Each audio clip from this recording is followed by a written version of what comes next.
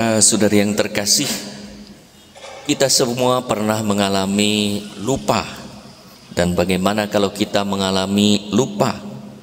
Tak jarang kita lupa akan sesuatu, bahkan sesuatu yang penting, karena mungkin terlalu banyak urusan hingga tak bisa fokus pada apa yang harus menjadi prioritas dalam hidup kita. Padahal kita belum pikun. Kadang-kadang orang yang berkacamata mencari kacamatanya, ke sana kemari tidak ditemukan, padahal kacamatanya ada di atas kepalanya. Sedang apa? Cari kacamata. Itu? Oh iya. Padahal belum pikun. Syukur kepada Allah bahwa kelemahan lupa ini kini bisa diatasi dengan mudah lewat teknologi smartphone, dengan telepon pintar. Di sana kita bisa menulis catatan, membuat jadwal, mengatur kegiatan, dan menyalakan alarm atau notifikasi. Dengan bantuan teknologi digital pun kadang kita lupa. Yang lebih parah, lupa menyalakan alarm. Alarmnya ada, tapi lupa menyalakan atau membuat notifikasi atau membuat catatan. Untuk hal-hal sehari-hari saja kita sering lupa. Bagaimana dengan hal-hal penting dalam hidup kita yang lain, seperti ajaran-ajaran Yesus yang pernah disampaikan? Kadang kita minta tolong pada orang lain yang dekat dengan kita untuk mengingatkan kita akan acara yang penting. Maka saya juga punya sekretaris yang selalu mengingatkan acara-acara yang harus saya jalankan. Bahkan kita mau minta tolong kadang-kadang beberapa orang. Nanti ingatkan saya ya, ingatkan saya ya, ingatkan saya ya. Atau bangunkan saya, bangunkan saya. Pada jam bangun, orang yang membangunkan tidak bangun juga. Malah kita bangunkan sudah sama-sama terlambat. Yang aneh adalah bisa jadi bahwa kita lupa.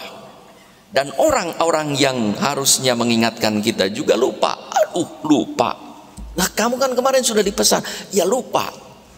Orang kalau lupa mau digebugin kayak apapun lupa ya. Kalau orang bohong digebugin ngaku, tapi kalau orang lupa dipaksa pun lupa ya, karena tidak tahu lupa ya. Kita dan mereka yang dimintai tolong bisa jadi lupa karena memang kita adalah manusia yang bisa lupa. Bagaimana dengan Allah? Apakah ia bisa lupa? Yesus menjanjikan Roh Kudus yang akan menolong kita untuk mengajarkan segala sesuatu yang harus kita lakukan sebagai murid Tuhan, dan mengingatkan kita akan semua, bukan sebagian, semua yang telah dikatakan oleh Yesus. Roh Kudus itu akan menyertai kita selama-lamanya. Jadi ada yang mengingatkan kita yang tidak pernah lupa dan menyertai kita selama-lamanya. Bukankah ini anugerah yang luar biasa? Bahwa Roh Kudus dalam kesatuan dengan Bapa dan Putra dijadikan penolong kita seumur hidup. Penolong yang tak pernah bisa lupa. Bukankah ini juga suatu rahmat istimewa? Bahwa kita dikasihi Allah sedemikian rupa hingga Allah memberikan Roh Kudus, yang dalam bahasa Yunani disebut Parakletos, yang artinya bukan hanya penolong tetapi juga pendamping dan pengacara hukum. Parakletos adalah pembela, bagaikan pembela di pengadilan yang berdiri di samping seseorang untuk membela kebenaran dan kebaikan. Bukan membenarkan yang salah dan menyalahkan yang benar, tetapi menyalahkan apa yang salah dan membenarkan apa yang benar. Ia bukanlah hanya pengacara, tetapi juga pelatih yang mendampingi hidup kita, mengingatkan tujuan, membimbing dan membangkitkan motivasi, meningkatkan kemampuan, dan bahkan mengubah hidup seseorang. Parakletos adalah spiritual reminder, pengingat rohani yang tidak pernah lupa, yang mengingatkan betapa besar kasih Allah pada kita melalui pengorbanan Yesus Kristus di atas kayu salib.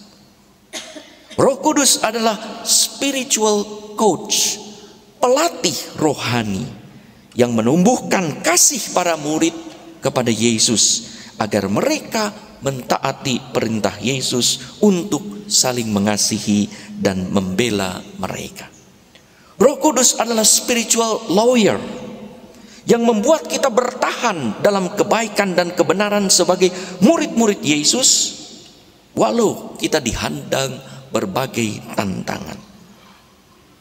Roh Kudus ini dicurahkan kepada gereja pada hari Pentakosta yang kita baca adegannya dalam bacaan pertama. Hari ini luar biasa, ada bangsa dari mana-mana datang dan Roh Kudus tercurah pada para rasul, dan para rasul berubah secara ajaib, berbicara dalam bahasa yang mengerti.